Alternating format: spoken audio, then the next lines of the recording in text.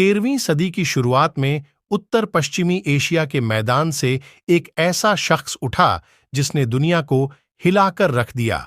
महज कुछ दशकों के अंदर खून की होली खेलते, खोपड़ियों की मीनार खड़ी करते, हंसते बसते शहरों की राख उड़ाते, चंगेज खान के जनरल बीजिंग से मॉस्को तक फैली सल्तनत के मालिक बन गए। चंद साल पहले एक आनुवांशिक अनुसंधान से पता चला कि पूर्व मंगोलियाई साम्राज्य की सीमा में रहने वाले 8% के करीब पुरुषों के वाई क्रोमोसोम के अंदर एक ऐसा निशान मौजूद है जिससे पता चलता है कि वह मंगोलियाई शासक के खानदान से संबंध रखते हैं। इस अनुसंधान से यह नतीजा निकलता है कि दुनिया में तकरीबन 1,60,00,000 पुरुष यानी दुनिया के पुरुषों की कुल संख्या का 0.5% हिस्सा चंगेज खान से संबंध रखता है। पाकिस्तान में ऐसा ही खास निशान हजारा कबीले के लोगों के डीएनए में पाया जाता है, जो वैसे भी खुद को मंगोल कहते हैं।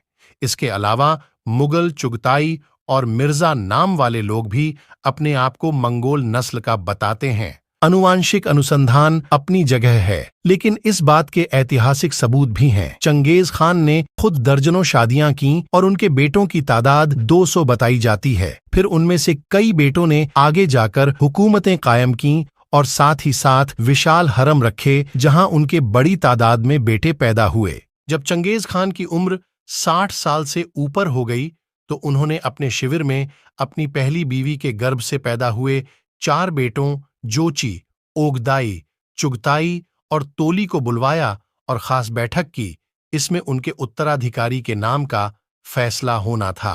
चंगेज ने इस बैठक की शुरुआत में कहा, अगर मेरे सब बेटे सुल्तान बनना चाहें और एक दूसरे के मातहत काम करने से इनकार कर दें, तो फिर क्या ये वही बात नहीं होगी जो पुरानी कहानियों के 2 सांपों के बारे में कही जाती हैं, जिसमें से एक के कई सिर थे और एक पूंछ, जबकि दूसरे का एक सिर और कई पूंछें थीं। चंगेज खान ने कहानी सुनाई कि जब कई सिरों वाले सांप को भूख लगती थी और वह शिकार के लिए निकलता था, तो उसके कई सिर आपस में एक राय नहीं हो पाते थे कि किस तरफ जाना है। आखिर कई सिरों वाला सांप भूख से मर गया, जबकि कई पूंछों वाला आराम से जिंदगी गुजारता रहा। उसके बाद चंगेज ने अपने सबसे बड़े बेटे जोची खान को बोलने के लिए बुलाया।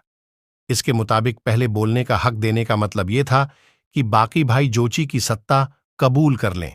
ये बात दूसरे नंबर वाले बेटे चुगताई को हजम नहीं हो सकी।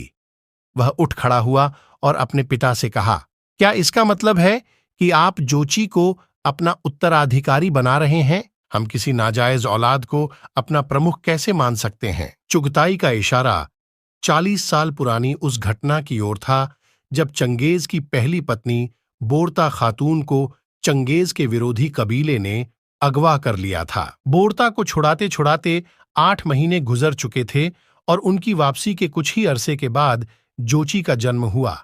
उस समय कई लोगों ने बोरता के बच्चे को नाजायज माना, लेकिन चंगेज ने हमेशा जोची को अपना बेटा ही माना और यही वजह है कि अब वह अपनी जिंदगी के आखिरी दौर में उसी को उत्तराधिकारी बनाना चाहते थे।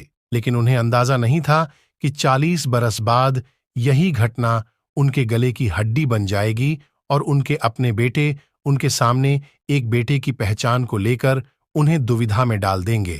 चुगताई ने जब जोची पर आरोप लगाया तो जोची चुप न बैठ सका। उसने उठकर चुगताई को थप्पड़ दे मारा और दोनों भाइयों में हाथापाई हो गई। दरबारियों ने बड़ी मुश्किल से दोनों को छुड़ाया। चंगेज खान को अंदाजा हो गया कि उनके मरने के बाद तीनों छोटे बेटे कभी भी जोची को बतौर राजा स्वीकार नहीं कर सकेंगे और आपस में लड़कर उसकी सल्तनत को तबाह कर देंगे। अब चुगताई ने एक प्रस्ताव पेश किया जिसको छोटे भाइयों ने तुरंत समर्थन दे दिया। उसने बीच का रास्ता पेश किया कि न वह न जोची बल्कि तीसरे नंबर वाले भाई ओगदाई को बादशाह बना दिया जाए। चंगेज खान को चोट तो गहरी लगी थी, लेकिन कोई और चारा नहीं था। उन्होंने कहा, धरती मां व्यापक है और इसकी नदियां और झीलें बेशुमार हैं। एक दूसरे से दूर दूर तंबू स्थापित करें और अपनी अपनी सल्तनतों पर राज करें। ये इतिहास की अजीब विडंबना है कि आज जिस शख्स की औलाद करोड़ों की संख्या में बताई जा रही है, उसके अपने बेटों ने उसके मुंह पर उसके उत्तराधिकारी को उसका बेटा मानने से इनकार कर दिया था। 18 अगस्त 1227 को आखिरी सांसें लेते वक्त शायद चंगेज खान को सबसे ज्यादा दुख इसी बात का रहा होगा